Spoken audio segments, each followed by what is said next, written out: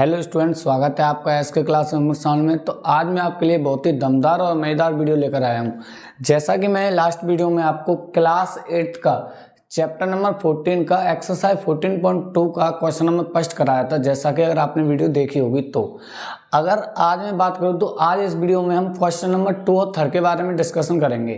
Question 2 से मैं कुछ क्वेश्चन पिक आउट करूँगा और आपको समझाऊंगा, ऐसे ही क्वेश्चन 3 से कुछ क्वेश्चन लेकर मैं आपको समझाऊंगा, ठीक है। तो आइए देखो, जैसा कि पूरा ही चैप्टर बहुत आसान है अगर आपने कॉन्सेप्ट को पकड़ लिया तो, क्योंकि कॉन्सेप्ट में बहुत बड़ी पावर होती है। आइए समझते हैं क्वेश्चन नंबर 2 क्या है। क्वेश्चन नंबर 2 आपका फैक्टराइज है। क्या है? फैक्टराइज। आपको कुछ क्वेश्चन गिवन है, उनके आपको फैक्टर करने हैं, ठीक है। तो जैसा कि क्वेश्चन एक ले लेता हूँ, पहला क्वेश्चन लेता हूँ। पहला क्वेश्चन है आपका 4p² माइनस 9q², ठीक है। ये क्वेश्चन है आपका, क्लियर है। अब इसके लिए आपको एक चीज़ याद रखनी है जो इस एक्सरसाइज में आपकी बहुत हेल्प करेगी, date is a² minus b² का फॉर्मूला। a² माइनस b² का फॉर्मूला क्या होता है? एक ब्रैकेट में आपको ऐड कर देना है दोनों नंबर्स को और एक में कर देना है माइनस, ठीक है। तो ये चीज़ आपको बहुत ही इंपॉर्टेंट है जो कि याद रखनी है, क्लियर है। a² माइनस b² का फॉर्मूला क्या होता है? a प्लस बी एक ब्रैकेट में और a माइनस बी दूसरे वाले ब्रैकेट में। तो आइए स्टार्ट करते हैं। तो सबसे पहले हमें हर एक क्वेश्चन की फॉर्म इस फॉर्म में बनानी पड़ेगी। जो क्वेश्चन गिवन है उसकी जो फॉर्म होगी इस वाली फॉर्म में आपको पहले एक्सप्रेस करनी पड़ेगी, बदलनी पड़ेगी। उसके बाद ही आप इस फॉर्मूले को अप्लाई कर सकते हो और आंसर ला सकते हो। किस तरीके से, आइए समझिए। मैं क्या 4p² को 2p का स्क्वायर लिख सकता हूँ? तो आप कहोगे बिल्कुल लिख सकते हो, जैसा कि हमें पता है। माइनस क्या मैं 9q² को 3q का स्क्वायर लिख सकता हूँ? तो आप कहोगे बिल्कुल लिख सकते हो, इसमें कोई भी तकलीफ वाली बात नहीं है।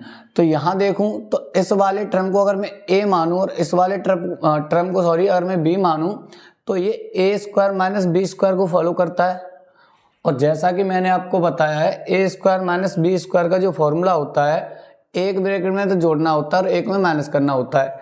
तो क्या मैं ऐसा कर सकता हूँ कि 2p प्लस 3q एक ब्रैकेट में कर दूंगा एंड 2p माइनस 3q एक ब्रैकेट में कर दूंगा? तो आप कहोगे बिल्कुल कर सकते हो और यकीन मानिए यही आपका आंसर होगा, क्लियर है। बहुत ही आसान सा चैप्टर है, बहुत ही आसान से क्वेश्चन है। कुछ फॉर्मूले हैं जैसे कि ये रहा आपका, जो आपको फॉलो करने होंगे, ठीक है। इतने आसान तरीके से बना सकते हो आप। जैसे आगे चलते हैं, एक और क्वेश्चन लेता हूं। इसी के तरीके का एक और क्वेश्चन है दूसरा, और दूसरा क्वेश्चन क्या है? क्वेश्चन है आपका 63a² माइनस 112b², ठीक है। तो आपने जैसे इस क्वेश्चन को देखा होगा तो आपके दिमाग में घंटी बजी होगी और आपने सोचा होगा ये तो इस फॉर्म में बन ही नहीं सकता, क्योंकि 63 किसी का भी स्क्वायर नहीं होता है। तो बिल्कुल सही कह रहे हो आप, बिल्कुल ठीक समझे हो। लेकिन एक चीज आप भूल गए हो कि इनमें से कुछ कॉमन और लिया जा सकता है, कुछ अगर कॉमन आ गया तो बात बन सकती है। फॉर एग्जाम्पल अगर मैं बात करूं, अगर मैं इसमें से, ध्यान से सुनिएगा, अगर मैं इसमें से इन दोनों टर्म में से 7 कॉमन निकाल लूं तो आराम से निकाल सकता हूं, क्योंकि 7 जो है 63 को भी 9 टाइम्स डिवाइड कर देगा और 1112 को भी 16 टाइम्स डिवाइड कर देगा। एम आई राइट? आपको क्लियरली समझ में आ रहा होगा कि इसमें से अपने 7 कॉमन निकाल लिया है। अब प्रॉब्लम इज डेट कि सर हमको कैसे पता लगे कॉमन कब निकालना है? तो ये मैं आपको बता देता हूं। जैसे ही आपका जो क्वेश्चन है वो किसी भी फॉर्मूले की फॉर्म में नहीं जा रहा है तो उस केस में आपको पॉसिबिलिटी ज़्यादा रहेगी कि कॉमन निकाल के बात बन जाए। तो उस टाइम आपको कॉमन निकालना है और कॉमन निकालते ही आपको माइंड में ही कैलकुलेशन कर लेनी है कि क्या कॉमन निकाल के क्या हो सकता है। तो जैसे ही आप ज़्यादातर क्वेश्चन सॉल्व करोगे तो आपको एक्सपीरियंस हो जाएगा कि कब कॉमन निकालना है। आइए आगे चलते हैं। तो 7 तो चलेगा ही अब एक साइड में। क्या मैं 9a² को 3a का होल स्क्वायर लिख सकता हूं? तो आप कहोगे बिल्कुल लिख सकते हो, हमने पिछले वाले क्वेश्चन में भी ऐसा ही किया था। ऐसे क्या मैं 16b स्क्वायर को 4b का स्क्वायर लिख सकता हूँ? तो आप कहोगे बिल्कुल लिख सकते हो सर। जैसे ही हमने इस फॉर्म को देखा तो हमें पता चला कि अगर ये वाला a टर्म है और ये वाला b टर्म है तो a square minus B square की फॉर्म बन रही है। जैसा कि हमने अभी पढ़ा था, a square minus B square की जो फॉर्म होती है उसको एक ब्रैकेट में जोड़ देते हैं और एक में माइनस कर देते हैं। तो ये वाला जो 7 है वो तो आपका चल ही रहा है, लेकिन आप इसको एक ब्रैकेट में तो जोड़ सकते हो और एक में माइनस कर सकते हो। क्लियर है? तो यही आपका हो जाएगा आंसर। जी हाँ, यकीन मानिए यही आपका आंसर होगा। इतनी सी बात है जो आपको समझनी है कि आपको किस तरीके से इस फॉर्मूले को अप्लाई करना है, कब आपको कॉमन निकालना है। आइए कुछ और क्वेश्चन लेते हैं और अच्छे तरीके से समझते हैं। जैसे अगर मैं बात करूं,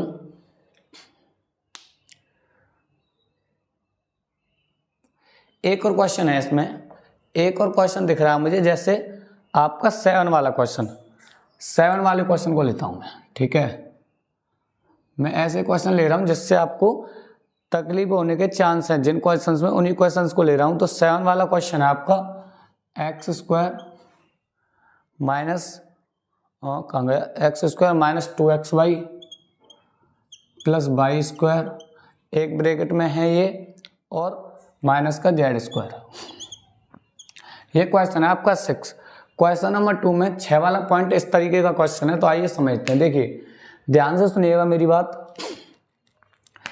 अगर मैं इसको देखूं A square plus B square minus 2ab, अगर आपको पता हो कि a माइनस बी का होल स्क्वायर क्या होता है, A square plus B square minus 2ab। Clear है? तो ये आपकी जो फॉर्म बन रही है वो a माइनस बी का होल स्क्वायर बन रहा है। तो क्या मैं इसे x माइनस वाई का होल स्क्वायर लिख सकता हूँ? तो आप कहोगे बिल्कुल लिख सकते हो। और ये माइनस का जेड स्क्वायर पहले से ही है। अब बताइए, अगर मैं x माइनस वाई को पूरा a टर्म मानूं और z को अपना b टर्म मानूं तो क्या ये a square minus B square की फॉर्म बन रही है? तो आप कहोगे बिल्कुल बन रही है।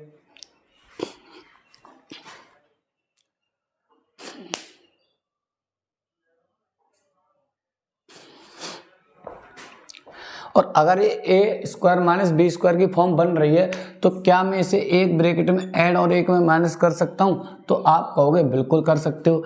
तो x minus y minus z हो जाएगा एक ब्रैकेट में, और दूसरे में क्या होगा, x minus y plus z हो जाएगा दूसरे ब्रैकेट में। और यकीन मानिए यही आपका आंसर होगा। क्लियर है? इस तरीके से मैंने क्वेश्चन 2 के कुछ पॉइंट लेके आपको समझा दिए हैं। फिर भी आपको कोई परेशानी आए तो आप कमेंट बॉक्स में कमेंट करके पूछ सकते हो। इसके अलावा जितने भी इसमें पॉइंट है वो आप अपने आप ट्राई कीजिएगा।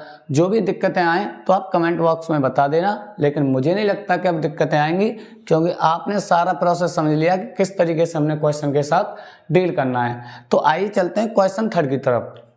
आइए स्टूडेंट, अब देखते हैं क्वेश्चन 3। जैसा कि आपको पता होगा क्वेश्चन 3 में भी आपको फैक्टराइज करना है। तो इसके लिए हम कुछ एक पॉइंट ले लेते हैं जिससे कि समझा जा सके। तो पहला पॉइंट है आपका A X square plus B x.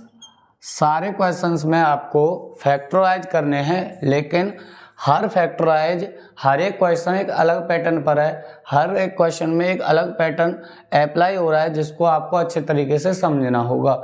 आइए तो मैं इस पैटर्न में देखूं तो इसमें ना तो मेरा कोई फॉर्मूला अप्लाई हो रहा है और ना ही मैं इसमें जो मैंने पिछली वीडियो में बताया था फर्स्ट क्वेश्चन के लिए कि मल्टीप्लाई और प्लस माइनस करके जो लाते हैं वो चीज़ें भी इसमें अप्लाई नहीं हो रही हैं।